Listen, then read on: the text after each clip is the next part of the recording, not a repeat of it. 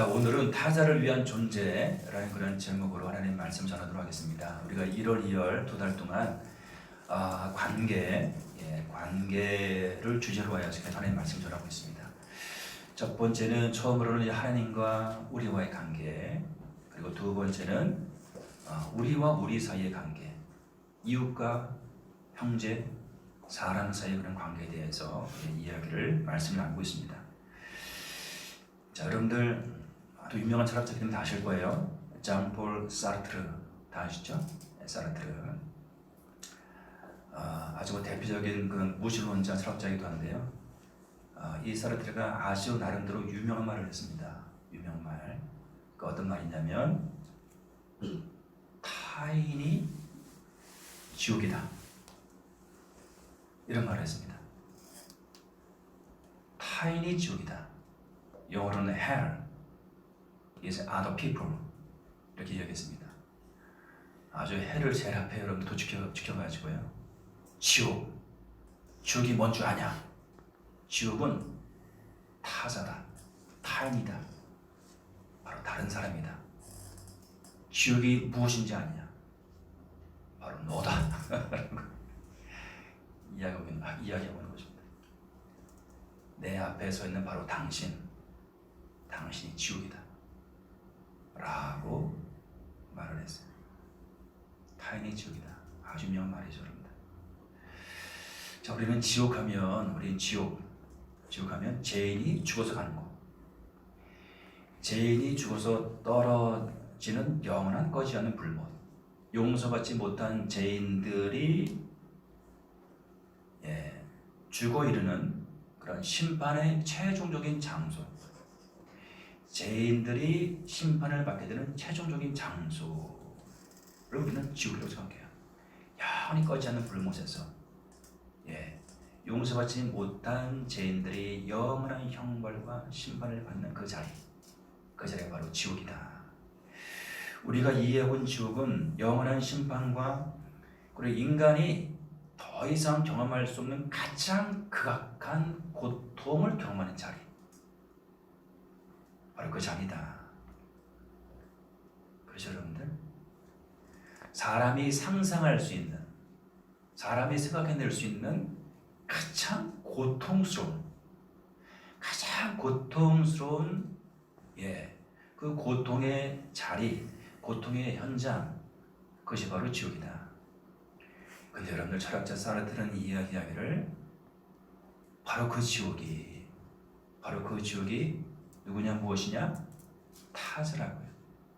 다른 사람이라고요. 인간이라고요. 인간에게는 인간이 지옥이다.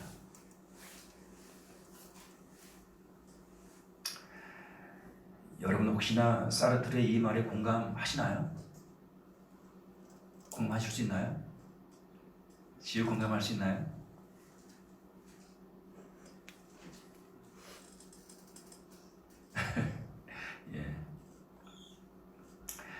성경은 이에 대해서 어떻게 말씀하고 있을까 싶어요. 성경은 잠언 17장 1절 마른 떡 한 조각만이 고도 한몫하는 것이 육성, 제육, 고기죠, 여러분들. 고기가, 제육이 집에 가득하고도 다투는 것보다 나으니라. 이렇게요. 잠언 21장 9절 말씀이에요. 다투는 여인과 함께 큰 집에서 사는 것보다 움막에서 사는 것이 나으니라. 자, 우리 여러분들 내일부터 잠언 묵상하는 거 아시죠? 잠언 1장부터 30장까지 묵상합니다. 몇 달 동안 묵상할 텐데. 자, 잠언 21장 9절은 그런데요. 잠언 25장 24절은 21장 9절 말씀과 대동소이한 것 같아요. 하나가 되어집니다. 다투는 여인과 함께 큰 집에서 사는 것보다 움막에서 혼자 사는 것이 나으니라. 움막에서 혼자 사는 것이 나으니라. 이렇게 이야기하고 있어요.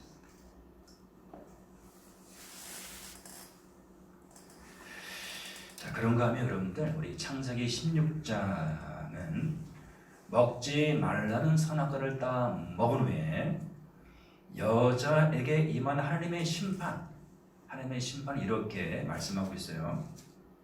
또 여자에게 이르시되 내가 너에게 임신하는 고통을 크게 더하리니 너가 수고하고 자식을 낳을 것이며 이 대목이요 너는 남편을 원하고 남편은 너를 다스릴 것이니라. 하나님 말씀하세요. 하나님 말씀에 불순종한 그 결과가 인생들에게 어떤 결과를 초래하게 될 것인지에 대해서 하나님 말씀하고 있는 거예요. 특별히 너는 남편을 원하고 남편은 너를 다스릴 것이니라. 자, 이게 무슨 말씀입니까, 여러분들? 이 말씀을 표준세번역 성경은 이렇게 번역하고 있어요. 너가 남편을 지배하려고 해도 남편이 너를 다스릴 것이다. 이렇게 번역하고 있어요. 그런 얘기입니다, 여러분들. 여자가 남자를 다스리기 원해요. 하지만 남자가 여자를 지배하려고 해요. 아내가 남편을 다스리고 싶어해요. 다스리기 원해요. 하지만 남편도 아내를 다스리려고 해요. 우리 결혼한 부부들, 배우자들 사이에 여러분들 이게 어떤 대목인지 여러분들 이해하시고 공감하시는 어떤 그런 부분이 있죠. 그런 어떤 지점이 있죠. 자, 여자가 남편을 다스리기 원하고 하지만 남편도 아내를 다스리려고 해요. 그럼 무엇이 생기죠? 그래서 가정에서 남편과 아내와 남편 가운데 주도권 싸움,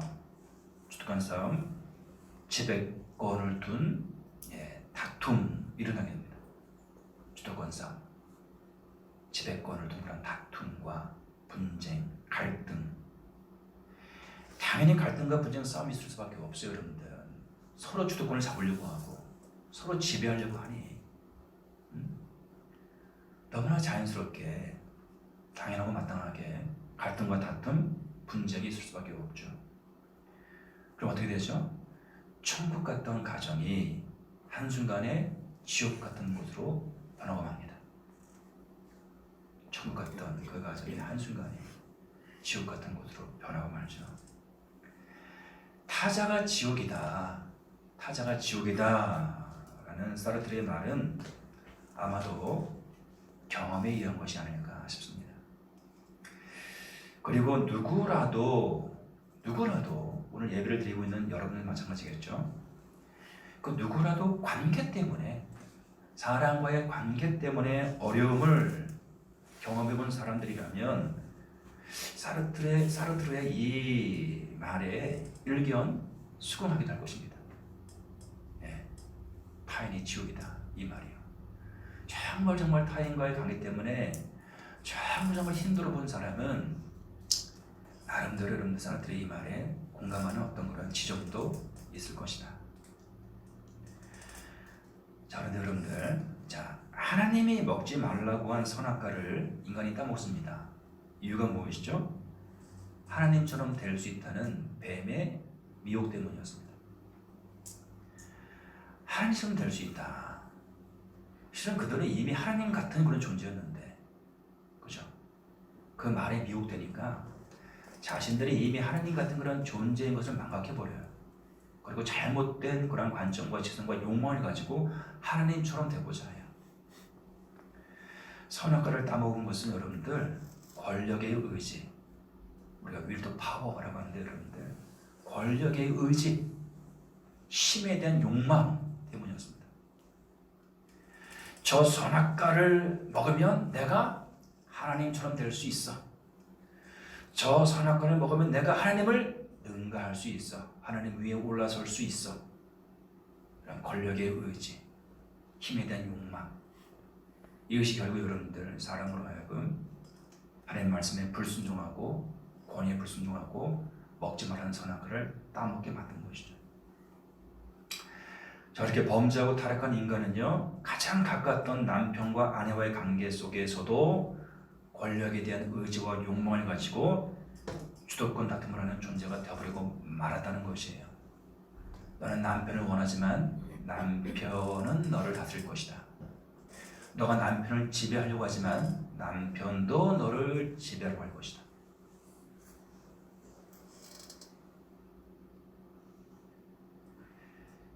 경험해본 사람들은 공감할 것이에요. 여러분들, 경험해본 사람들은 지옥이 무엇입니까? 지옥이 무엇인가요? 깨어진 관계가 지옥이잖아요. 에스는 아직 모를 거예요, 그죠? 린이도 잘 모를 거 아직까지. 깨어진 관계가 지옥이야? 이게 무슨 말이지? 살다 보면 깨닫게 될 때가, 깨닫게 되는 순간이 오죠, 여러분들. 깨어진 관계야말로 이 세상에서 맛볼 수 있는 가장 고통스러운 지옥이다. 예. 저도 인생을 35년 이상 산 사람들은 이게 무슨 말씀인지 알 거예요, 그죠? 민우 몰라요, 아직까지. 몰라요, 이게 무슨 얘기인지. 민우는 관계가 깨어진 적이 없거든요. 하나님이 한 번 정도는 깨뜨리시죠. 맛보아 경험하게 하시죠. 저는 개인적으로 여러분들 2005년 캐나다에 갔을 때 목사님들 예수 제자 훈련하는 그 학교에 와서 간사로 섬기면서 여러분들 사람과의 그런 관계가 깨어지는 것이 얼마나 고통스럽고 힘겨운 것인가를 경험할 수 있었어요. 하나님께서 저를 그곳으로 보내셔서 간사로 섬기게 하면서 저를 훈련시킨 아주 핵심적인 내용 중에 하나예요. 난 아무 잘못도 없는데 가만히 서 있는데 말이죠. 관계가 깨어지더라고요.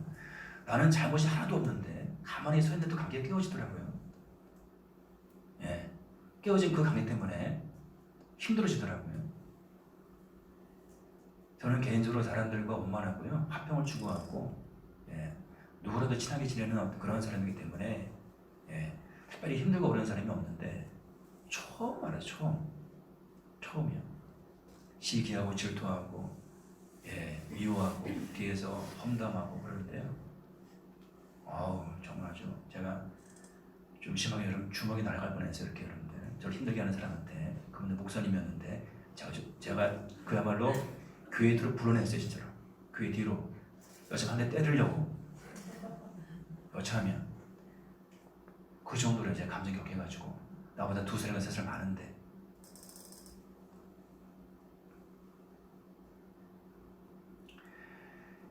깨어진 관계가 지옥이다. 천국은 사랑과 믿음으로 하나 된 관계가 바로 천국이죠. 사랑으로 믿음으로 하나가 된 관계, 그죠? 바로 그 자리가 바로 천국이죠. 여러분 혹시 모르시나요, 여러분들?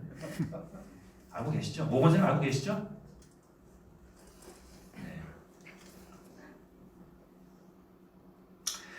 예수님이 요한복음 17장 3절에 이렇게 말씀하세요. 영생은 그 유일하신 참 하나님과 그가 보내신 자 예수 그리스도를 아는 것입니다. 예수님이 이렇게 말씀하세요. 영생이 뭐냐? 영생은 하나님과 예수 그리스도를 아는 것이다. 아는 것. 어떤 얘기입니다. 성경에서 알라고 할 때 지식적인, 교리적인, 신학적인, 성령적인 정보 차원에서 어떤 그런 지식을 말하는 것이 아니다. 알라고 할 때, 주님을 알라고 할 때 그것은 어떻게 해요?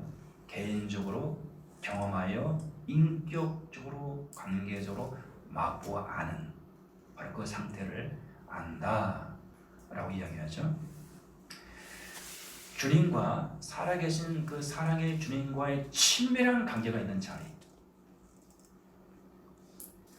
나를 사랑하시고 내가 사랑하는 그 주님과의 깊고도 친밀하고 인격적인 사귐과 교제가 있는 그 자리, 그 자리가 바로 천국이고, 바로 그러한 상태가 바로 영생이라고 해요. 영생은요, 관계예요. 관계. 살아계신 주님과의 하나된 친밀한 관계가 바로 영생이라고 해요. 죽어서 영원히 사는 여러분들, 그러나 시간적인 개념이 바로 영생이 아니라, 영생은 시간적인 개념이 아니고, 영생은 여러분들 성경에서 말하는 영생은 시간적인 개념, 영원히 살아 지루해. 시간적인 개념이 아니고 여러분들 성경에서 말하는 영생은 관계라고 관계적인 개념이라고 관계적인 개념. 친밀한 사람으로 하나가 된 그러한 상태, 그런 관계. 이게 바로 영생으로 여러분들. 영생을 맛보며 주 안에 살리라. 그렇죠 여러분들? 영생을 맛보며 주 안에 살리라. 주고 영생을 맛보는 것이 아니라 여러분 우리는 주님과의 친밀한 사랑의 관계 가운데 있을 때 이 순간 속에서 이 땅에서도 영생을 맛보 누릴 수 있다는 거예요.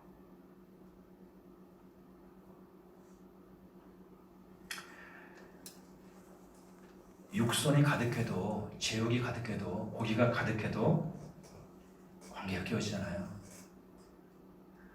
그 고기 맛을, 그 맛있는 고기 맛을 알 수가 없어요. 그렇죠?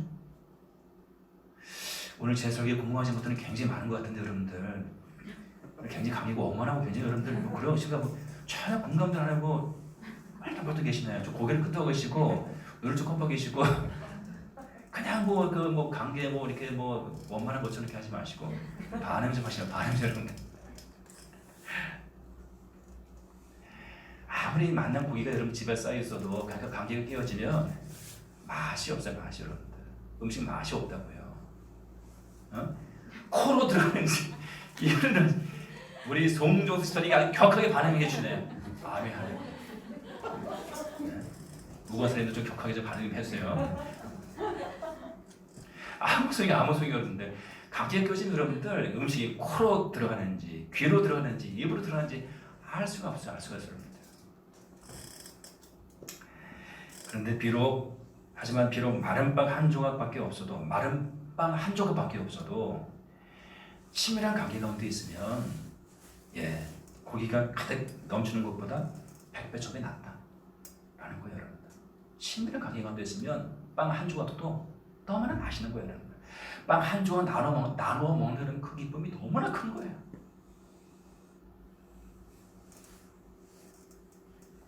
애써 사랑해요. 사랑해요. 중학교 1학년 우리 친구들 올라오니까 말씀 전할 때 가끔 쉽게 하려고 하는데 그래도 뭐 어쩔 수 없이 이 나이 때문에 연령 때문에 미처 이렇게 이해하지 못하는 부분이 없지 않아 있을 거다. 그래도 이렇게 집중해서 말씀을 잘 들으니 참 감사하네요. 자, 여러분들 큰 집에 살아도요 정말 크고 화려한 그런 집 99칸, 100칸짜리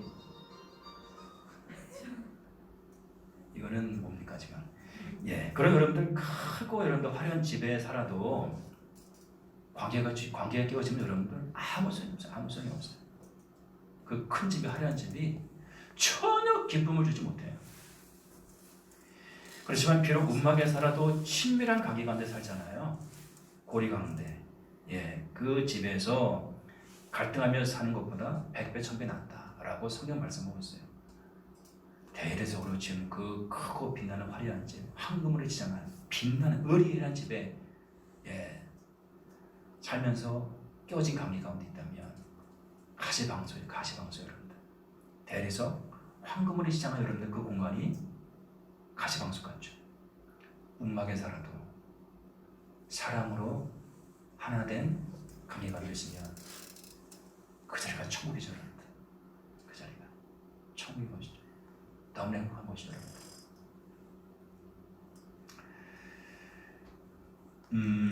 저희 연배 때 좋아했던 여러분들 그러면 분인데요. 김민기 씨라고. 이분이 그 작사 작곡한 노래 중에 깊은 산 작은 연못이라는 그러한 노래가 있어요. 아주 오래된 노래 하나가 있는데 양희은 씨가 부르기도 하고 그 노래의 가사가 나름 의미심장해요. 그 노래 가사가 제가 노래를 불러주기는 좀 민망하고 가사를 제가 여러분 들려줄게요. 깊은 산 옷을 길려 자그마한 연못엔 지금은 더러운 물만 고이고 아무것도 살지 않지만 먼 옛날 이 연못엔 예쁜 붕어 2마리 살고 있었다고 전해지지요. 깊은 산 작은 연못.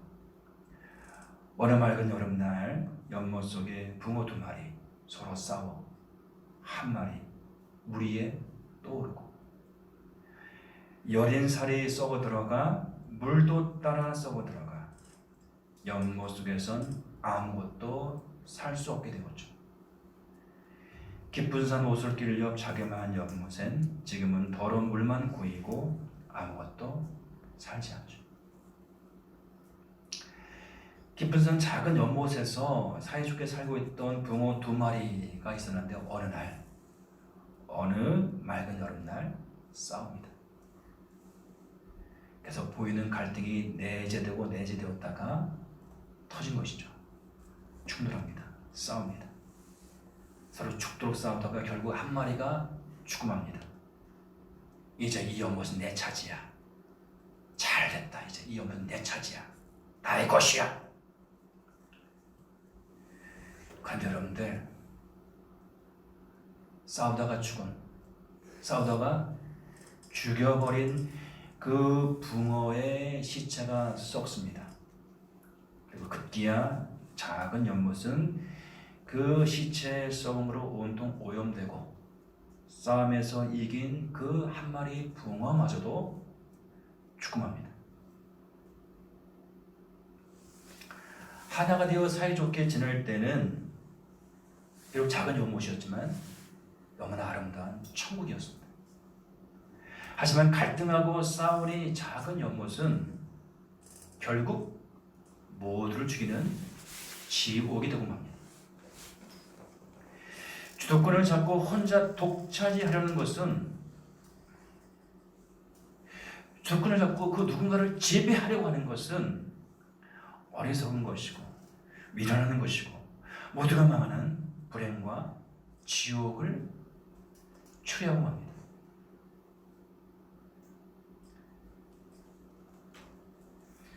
알고 보니 지나가 보니 깨닫습니다. 서로 사이좋게 화평하게 지내는 것이 지혜였습니다. 상대방을 배려하고 살피는 것 자체가 행복이었습니다. 상대방을 돕고 섬기며 그 상대방을 온전케 만드는 것이 바로 천국이었습니다. 이 땅에서 맛보는 영생이었습니다. 깊은 산 작은 연못이 천국이 되기도 하고 한순간 지옥이 되기도 합니다. 가정이 천국이 되기도 하고 한순간 지옥이 되기도 합니다. 부부가 천국이 되기도 하고 한순간 지옥이 되기도 합니다. 심지어는 교회도 천국이 되기도 하고 한순간 지옥 같은 곳이 되기도 합니다.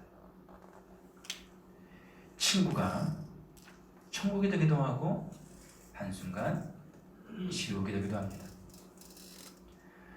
선악과를 따먹을 때 하나님이 아니라 내가 중심이 될 때, 내가 중심이 되어 내가 주도권을 쥐고 뭔가 존재감을 드러내며 지배하려고 할 때 문제들이 불 것입니다.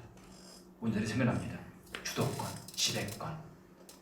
하나님이 되려고 할 때, 내가 하나님을 능가하려고 할 때, 권력의 의지와 힘에 대한 욕망이 나를 사로잡을 때, 그때 지옥이 시작됩니다. 마태복음 20장에서 예수님은 십자가를 지시기 위하여 제자들과 함께 마지막으로 예루살렘을 향하십니다.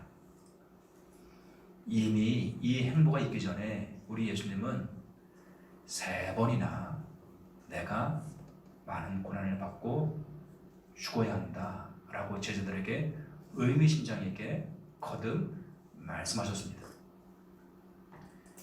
이제 마지막으로 그야말로 십자가에 달리시기 위하여 예루살렘을 향하는데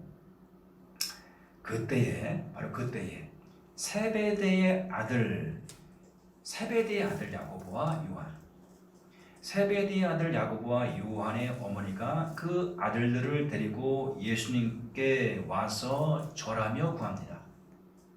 우리가 알고 있는 예수님의 제자 여러분들 야고보, 요한 그중 한 명은 예수님이 아주 사랑하시는 제자가 됐잖아요. 어쨌든 세베대의 아들 야고보와 요한의 어머니가 그 아들 둘을 데리고 나와서 예수님께 절하며 구합니다. 예수께서 이르시되 무엇을 원하느냐 이르되 나의 이 두 아들을 주의 나라에서 하나는 주의 우편에 하나는 주의 좌편에 앉게 명하소서. 예수님 대답하시죠. 너희는 너희가 구하는 것을 알지 못하는도다. 내가 마시려는 잔을 너희가 마실 수도 있느냐. 그들이 말합니다. 할 수 있습니다. 주님이 마시는 잔이 무엇인지 알지 못하고 할 수 있다고. 권력의 의지와 힘에 대한 욕망, 자리에 대한 사심을 가지고 할 수 있다고.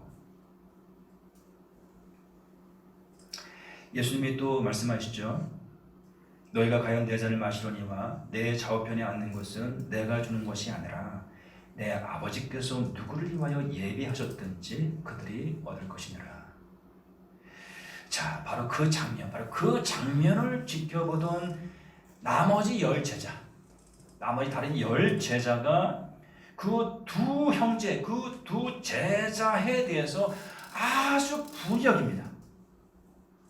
그렇지 않아도 기회만 있으면 이 제자들은 모여서요, 우리 12명 중에 누가 제일 잘났냐, 누가 제일 크냐, 누가 제일 으뜸이냐, 이 논쟁을 서로 싸웠거든요. 12명의 제자들이에요.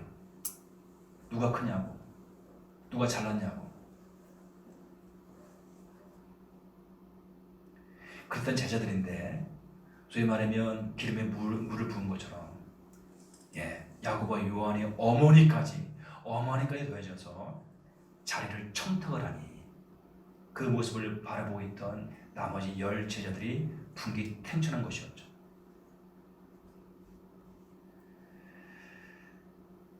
예수님께서 제자들을 불러다가, 이렇게 또 싸우는 제자들을 불러다가 이렇게 또 말씀하시죠. 이방인의 집권자들이 사람들을 자기들 마음대로 주관하고 그 고관들이 사람들에게 권세를 부리는 줄을 너희가 알거니와 너희 중에는 그렇지 않아야 하나니 너희는 그렇지 않아야 하나니 너희는 그렇게 행동하지 않아야 하나니 너희 중에 누구든지 크고자 하는 자는 너희를 섬기는 자가 되고 너희 중에 누구든지 으뜸이 되고자 하는 자는 너희의 종이 되어야 하리라. 그러면서 예수님은 자신이 오신 이유에 대해서 이렇게 말씀하세요. 누가 크냐고, 누가 으뜸이냐고, 누가 최고냐고 갈등하고 싸우는 그 제자들을 향해서 예수님은 자신이 이 땅에 오신 이유에 대해서 이렇게 말씀하시죠. 인자가 온 것은 섬김을 받으려 함이 아니라 도리어 섬기려 하고 자기 목숨을 많은 사람의 대속물로 주려 함이니라. 이렇게 말씀하세요.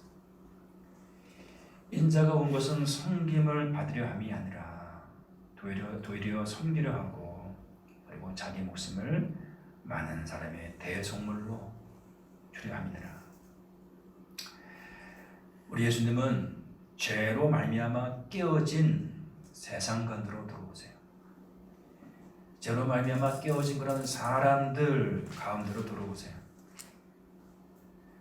섬김을 받으려 하지 않고 섬기려고 오세요. 크고자 하는 자들만 있는 세상 가운데, 섬기는 자로 오세요. 으뜸이 되고자 하는 그런 사람들만 있는 세상 가운데 섬기는 종의 모습으로 오세요. 말씀이 그냥 지식으로만 그치지 않고 성경 말씀과 선포된 모든 말씀이 우리 개인의 삶 가운데 새겨지고 구체적인 일상 가운데 이 말씀이 적용이 되는 그런 은혜와 축복이 있기를 우리 주님이 여러분을 간절히 축원해요, 여러분들. 이 말씀 다 아는 말씀이야. 아는 게 중요한 것이 아니라 여러분들 사는 거 중요해. 사는 것이 여러분들.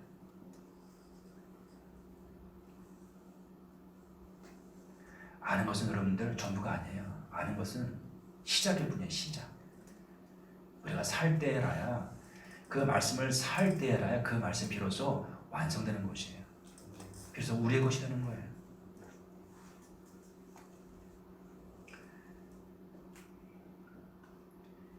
예수님이 으뜸이 되고자 하는 자를, 예수님이 으뜸이 되고자 하는 자들을 마주 바라보고 서세요. 으뜸이 되고자 하는 그런 제자들을 마주 바라보고 서세요. 이게 뭐라고요? 케네구도예요. 케네구도. 마주 보고 서다.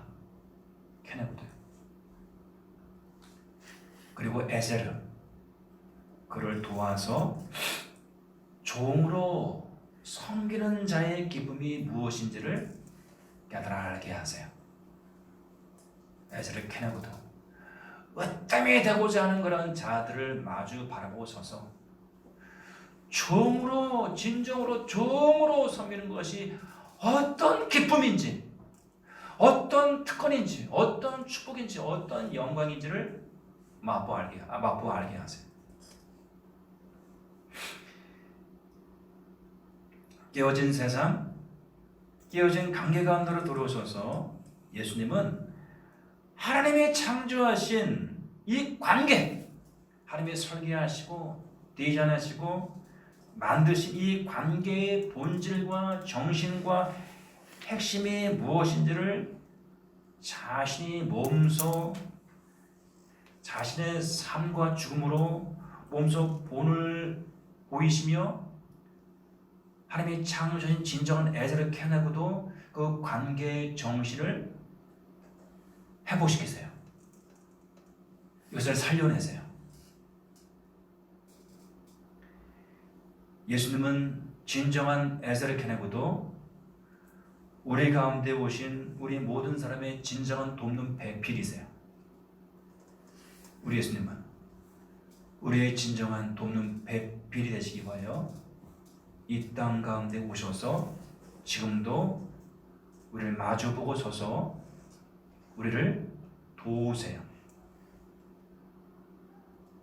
우리가 진정한 천국, 진정한 영생을 지금 이 자리에서부터 맛보아 누릴 수 있는 그런 존재가 되도록 하시기 바라요. 우리 하나님이 관계를 설계하셨습니다. 태초에 하나님은 사람이 혼자 존재하는 것을 기뻐하지 않으셨어요.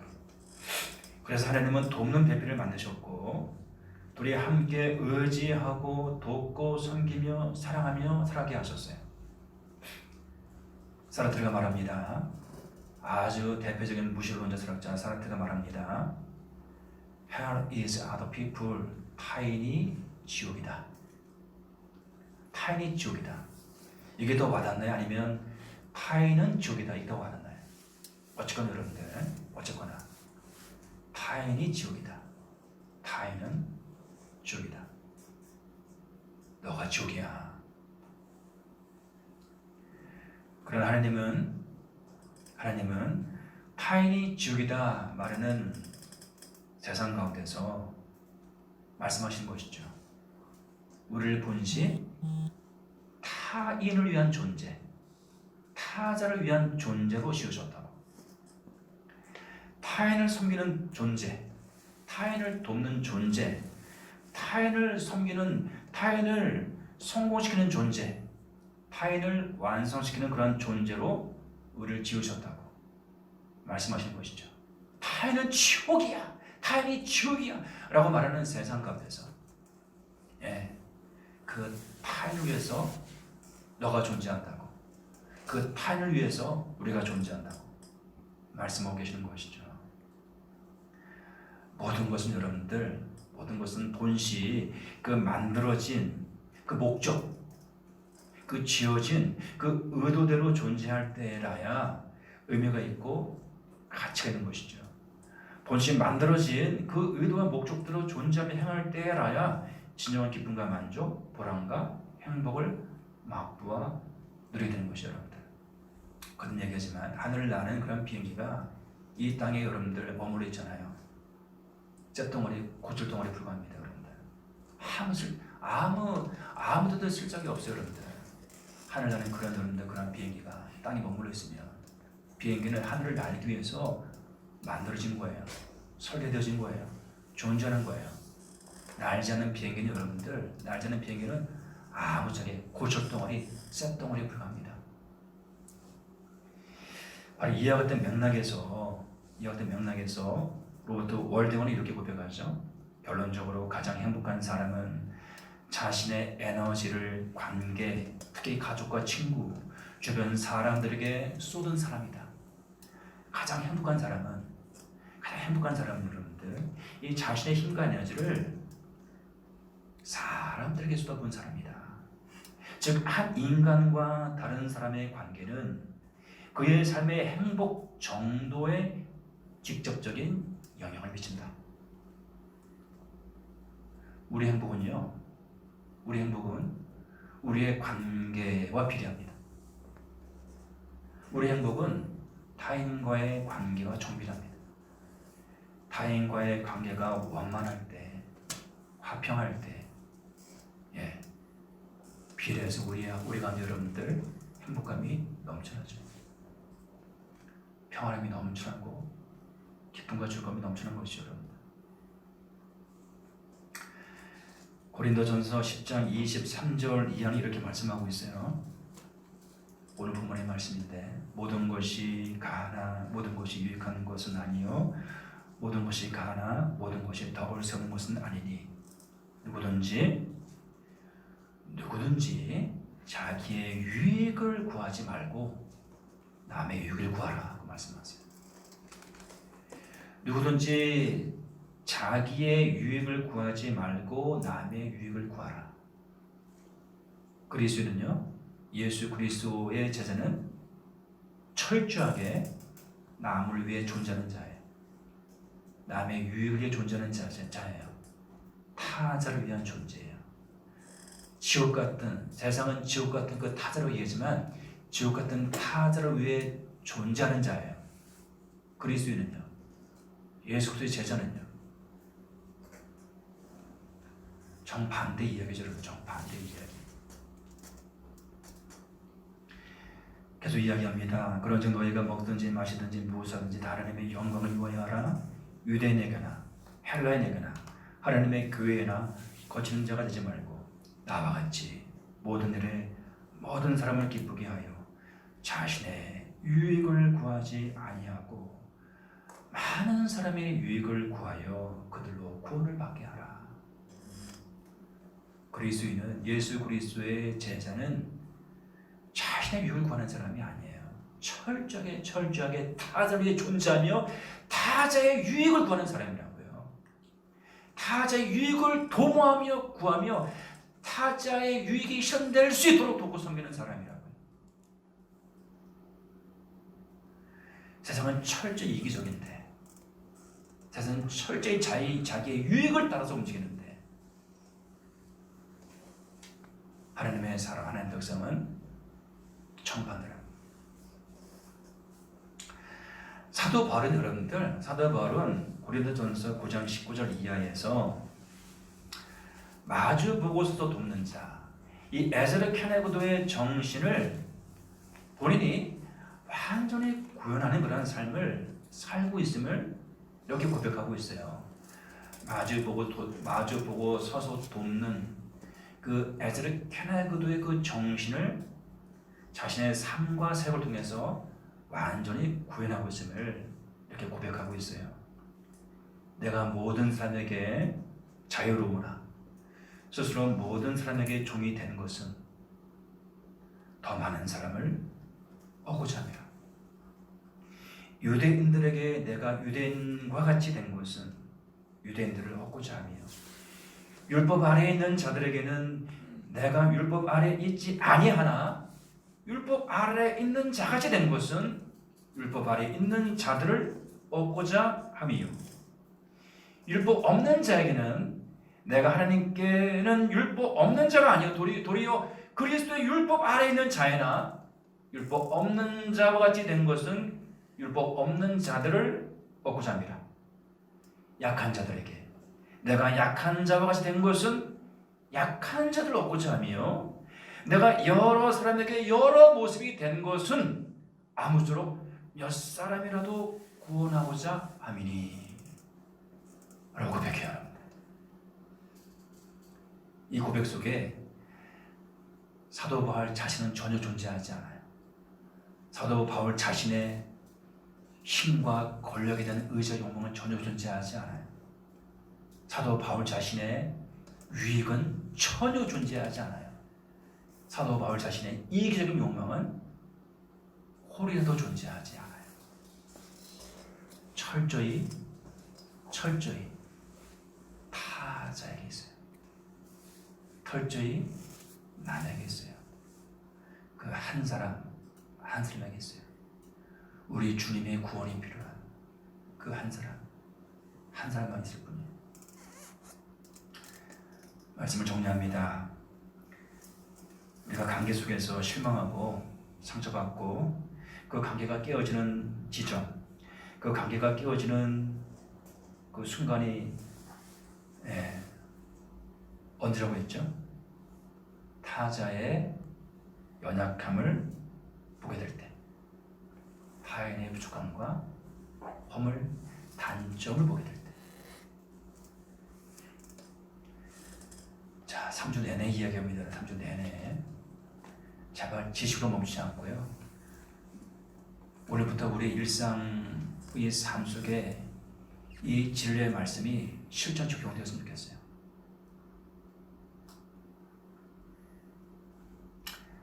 우리 잊지 말아야 합니다. 우리 눈에 보이는 타자의 연약함, 그 연약함 때문에 우리가 상처받고 실망할 것이 아니라 그 연약함과 허물 때문에 내가 존재한다 하는 사실이에요.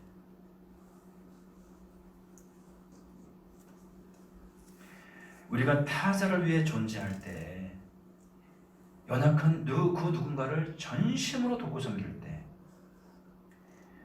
우리 가운데 우리도 미처 깨닫지 못한 희열이 우리의 중심 깊은 곳으로부터 솟구치게 된다는 사실, 이것을 실천해 본 사람들은 이미 맛보아하는 그런 사실인 것이죠. 철저히 나를 내려놓고 그 누군가를 위해서 나의 것을 드리며 그를 돕고 섬기며 그를 위할 때 우리의 깊은 중심으로 솟구치는 우리 주님이 주시는 그 기쁨과 희열, 감사, 만족, 이것이 우리가 느끼게 되는 것이죠, 여러분들.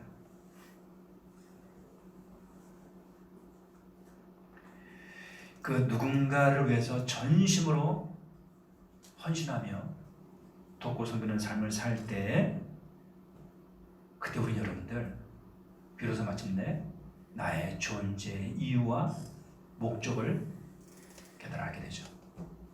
아, 나는 나를 위해서 살 때 어떤 만족도 있을 수 없지만 내가 타자를 위해 존재할 때, 내가 그 누군가를 위해 살 때 진정한 기쁨과 감사와 만족이 있을 수 있는 것이구나.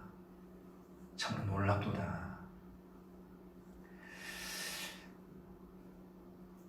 세상이 말하는 것처럼 타자는 지옥이 아닙니다, 여러분들. 타자는요, 선물이에요. 축복이에요. 오히려 나를 완성시키는, 나를 온전하게 만드는, 나를 살아나게 만드는, 나의 삶의 존재의 이유와 목적을 깨달아 알게 하는 축복이에요, 여러분들. 우리 말씀 붙잡고 이 시간 기도하며 나갑시다.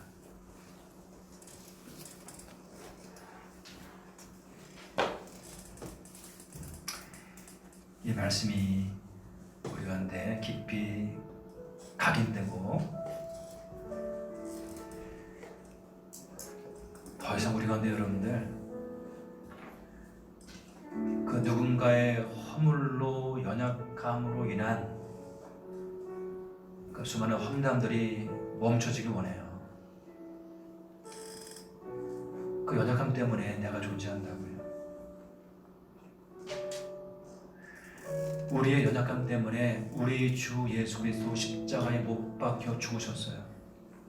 나의 연약함 때문에 나를 온전케 하시려고, 나를 구원하시려고, 나를 살려내시려고, 나를 완성시키려고 우리 예수님은 이 땅에 오셔서 생명을 담보하셨어요. 우리는 예수를 믿고 따르는 자예요. 예수님처럼 살며 존재해야 하는 자예요. 제발 부디 그 누군가를 향한 판단과 정죄와 심판, 비웃음과 조롱 멈췄으면 해요. 연약함이 보이면 기도하라는 거예요. 다짐이 보이면 섬기라는 거예요. 부족함이 보이면 채우라는 거예요. 이 시간 그 다음에 나아갑니다.